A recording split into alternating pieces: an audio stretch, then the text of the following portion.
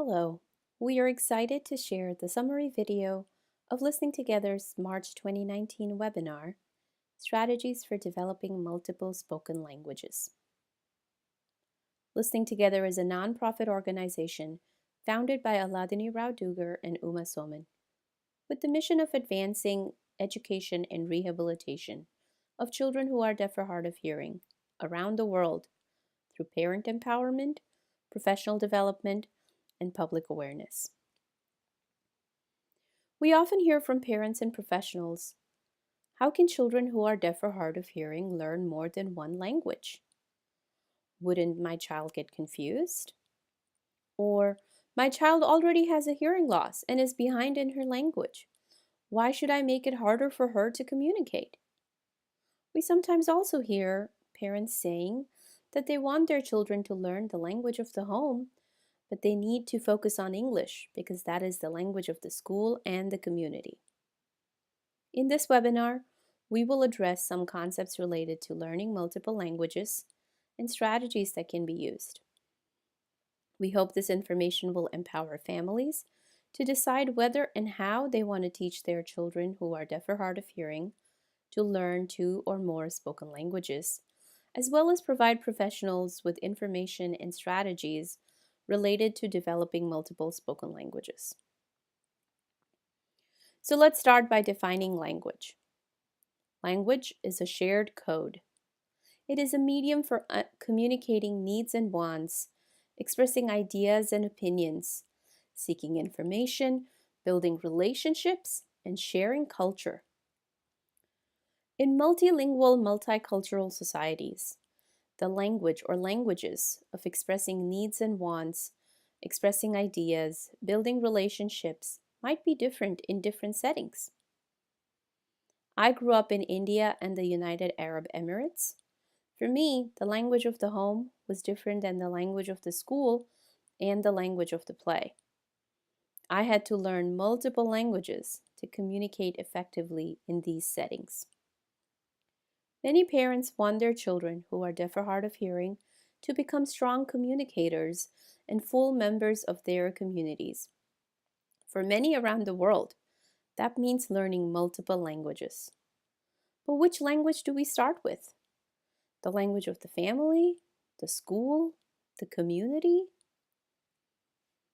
At Listening Together, we advocate that families start with the language or languages of the home and the heart.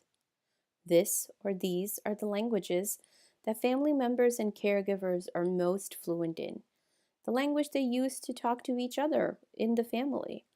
And thinking in terms of the function of the language, this is the language that they think in, they share their feelings in, the language they dream in, and the language they love in.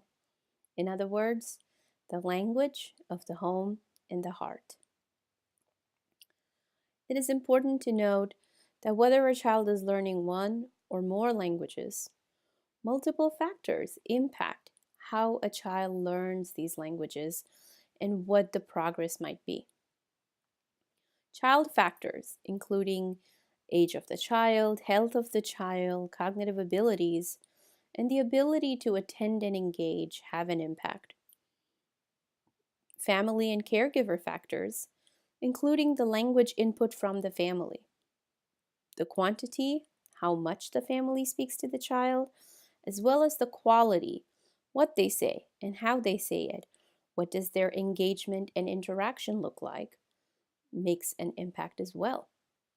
Intervention factors, including age at diagnosis of hearing loss, when the child started wearing hearing technology, how appropriately it is fitted, or how much benefit the child receives from the hearing technology, as well as when the child started receiving intervention services and the knowledge, skills, and experience of the professionals, the audiologists, the therapists, the teachers. How were they supporting the child and the family? All of these factors impact the progress the child will make when it comes to learning spoken language. Another consideration when learning language, even one language, is that of language proficiency. What is the purpose and function of learning one or more languages? Where will you use them? How well can you understand and use these languages? Jim Cummins has proposed two types of language skill levels: basic interpersonal communication skills, or BICS. This is the level of language needed to express needs and wants. Hello, can I play with you? I want water. Where is the bathroom? Etc. This can also be considered the language necessary for basic social interaction. Cognitive academic language proficiency, or CALP, is the ability to learn academic subjects in school or concepts in this language. For example, a child might know enough English to play with the children in the neighborhood. But do they know enough English when the teacher is explaining the difference between animals that fly and animals that swim? If the child is not yet able to learn in a second language, he or she doesn't have cognitive academic language proficiency. This can make learning in a second language at school very difficult. But in some situations, especially in multilingual societies, children might not need to learn all subjects at school in the language of the home. So the proficiency levels expected might be different. For example, a child from a Hindi-speaking family going to an English medium school needs to learn the words evaporation and condensation in English because science is being taught in English. Does the child need to learn the Hindi words for evaporation and condensation? Bashpikaran and Sanghanan? Maybe, maybe not, because Hindi is not the language of science for this child. So while there is no rule of what the proficiency needs to be in each language, it is important that families have the opportunity to think about this, discuss with the therapist, the professionals on their team, and identify a plan to help the child become proficient in the language at the level that is necessary for the child to be fully functional and participating at school, in the community, as well as at home. Another concept related to learning multiple languages is when and how children learn languages. Sometimes children learn two languages together for the first time. They are hearing and learning these languages at the same time, simultaneously. If children are learning these two languages equally, it is like having two separate trees of language growing. They have their own roots and their own stems and their own leaves. How big or wide or strong these trees will be depends on how well the child is able to learn the language and use it. Many times, children learn one language, for example, the language of the home first, and then learn a second language, for example, the language of the school. This is called sequential bilingualism, learning language in a sequence, one after the other. In this case, there is one language that is the foundation and the second that grows with the support of this tree. Over time, as children become more fluent in the languages they are learning, they might become balanced bilingual in two languages, or continue to have a dominant language and a non-dominant language, a second language. Let's do a quick review of how children learn language. These are 6 principles proposed by Hirsch-Pasek and Golenkopf in 2012, and you can learn more about these principles in our other video focusing on the webinar conducted related to these principles. These principles seem like common sense principles, but when you start applying them in intervention, they can have a truly positive impact. So let's go through them really quickly. Children learn what they hear most frequently. Frequency of input matters. They learn words for things and events that interest them. They learn through interactions rather than sitting and looking at flashcards, for example. They learn words best in meaningful contexts. They learn through hearing a variety of words and language structures. And they learn vocabulary and grammar together. Finally, let's talk about what is known about learning multiple languages. We know that it happens in parts of the world without a second thought. Children can be bilingual or trilingual or multilingual. We also know that the milestones of language acquisition can be different if a child is learning more than one language. And it is important to note that for most children, this is not a delay or a disorder or a deficit. It's just a different timeline. We know from neuroscience that there are critical windows of language learning, and the first 5 years of life are the most critical, but we know that children can learn a second language with relative ease before the age of 8 years. It is known that a second language can be picked up through listening and interacting. Think about the times you have tried to learn a second language by reading a book or listening to a CD or on an app. It's much harder to do that compared to when you are just learning through listening and interacting. And finally, in addition to the social emotional benefits of being bilingual or multilingual, there are cognitive benefits of this as well. So now that we have discussed several concepts related to developing multiple languages, let's talk about some strategies for this. We are calling this the AEIOU of bilingualism. A is for access to sounds of both or multiple languages. E is for exposure to fluent language models. I is for interaction that is meaningful. O is for opportunity to use the language. And U is you, valuing their language learning. Now let's look at each of these in a little bit of detail. A is for access to sounds of both languages, right? The ability to detect and discriminate between the sounds is important. Babies without hearing loss in the first year of their life learn to pay attention to the sounds that are important in their language. For example, a child learning English only learns to tell the difference between the sounds k and g. But a child learning Marathi and listening to Marathi learns to tell the difference between the sounds g, k, g, g. Because these sounds, the differences in these sounds, are meaningful in Marathi. G, God, g, God, and k, khad all mean different things, and thus it is important to be able to hear the difference. Being able to hear the differences in these sounds is not important for a child who is learning English only. So how do we achieve that? How can we make sure that children have access to sounds of both languages? Well, it depends on how beneficial the hearing technology is. How is the hearing aid programmed? How is the cochlear implant programmed? Is the child able to hear and distinguish the various sounds?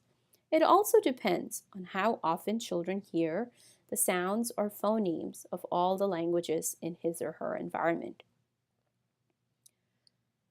E is for exposure to fluent language models.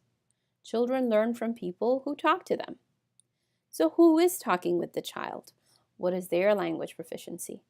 How often or what percent of the child's day is spent in each language? While it is recommended that speakers don't mix two languages, in many homes that is the reality. For example, in the Hindi sentence, "Maine apple khaya," the English word for apple instead of the Hindi word seb is used. But that is because apple is the more commonly used word in this context. In many parts of the world, the language of the house is mixed with English, and that is fine as long as it is what is used in the child's home, community, and is socially appropriate. I is for interaction that is meaningful. Let's think of a routine. Maybe the child eats lunch with grandma and grandma is fluent in Hindi. There is value to grandma speaking in Hindi and saying, "अब क्या खाओगे बेटा? चावल खाओगे या और एक रोटी खाओगे?" Learning the words chawal, roti within the context through a fluent language speaker is important, which brings us to our next strategy, which is the opportunity to use these languages. Learning about the names of foods is important, has social value, and can be done easily through daily life and daily routines. Maybe practicing a phrase or greeting to say at a community event like Feliz Navidad, Eid Mubarak ho, or Tirgur kya god god bola. These social interactions can create opportunities to use the target language as well as provide opportunities to learn about the culture and the traditions. Remember, language is learned while living life, so interactions and opportunities are crucial. Finally, you valuing and interacting with the child, acknowledging and celebrating the child's language learning success, even if it is small steps in the beginning, can encourage the child to keep learning and keep trying. So now that you know the concepts related to learning multiple languages and strategies that can help, you can make an action plan. First step, gather your team. The team should be led by the family. So if you are a family member listening to this, find your people. Get your family together, your extended family, your teachers, therapist, and come up with a plan, come up with a desired outcome. What do you want the child to know and learn, and in which language? How proficient do you want your child to be in? If you're a professional listening to this, encourage your families to come up with a plan to share their desired outcome and then coach them in achieving that goal. The next step is to figure out an approach. Do you want to focus on each of the languages by where you are? Do you want to focus on the language based on who is talking to the child?